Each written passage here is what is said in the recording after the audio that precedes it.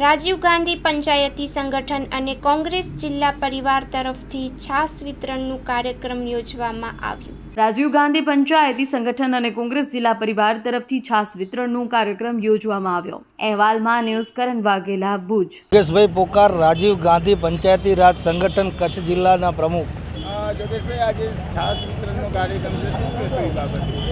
આજે કચ્છ જિલ્લા રાજીવ ગાંધી પંચાયતી રાજ સંગઠન તેમજ કોંગ્રેસ જિલ્લા પરિવાર તરફથી અમે છાસ વિતરણનો પ્રોગ્રામ એટલા માટે રાખ્યો છે કે આજે પંચાયતી રાજ સ્થાપના દિવસ તરીકે ઉજવાય છે। 1992 એપ્રિલના રોજ સંસદની અંદર પંચાયતી રાજ માટે સંવિધાનના અનુચ્છેદ 73 પ્રમાણે પંચાયતી રાજ માટેના હકો આપવામાં આવ્યા અને 23 એપ્રિલે રાજ્યસભામાં એ કાયદો પસાર થયો અને 24 એપ્રિલે રાષ્ટ્રપતિએ એના ઉપર સાઇન કરી અને આ પંચાયતી રાજના તમામ હકોની જે સંવિધાનના અનુસાર નિમણૂક કરવામાં આવી।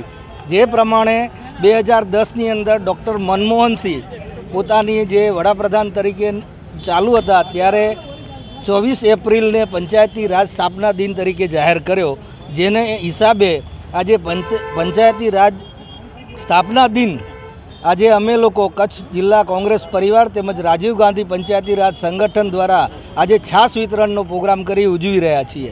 દુઃખની વાત એ છે કે આટલા સમયથી ભારતને આઝાદી મળી છે અને પંચાયતી રાજના હકો રાજીવ ગાંધીએ આપ્યા છે, પંચાયતોને સીધા હક આપ્યા છે, પરંતુ ગુજરાતની અંદર 400થી વધુ પંચાયતોને પોતાના પંચાયત ઘર મકાનો નથી અને 4000 પંચાયતથી વધુ જે પંચાયતની અંદર તલાટી ક્રમ મંત્રીની જગ્યા ખાલી છે।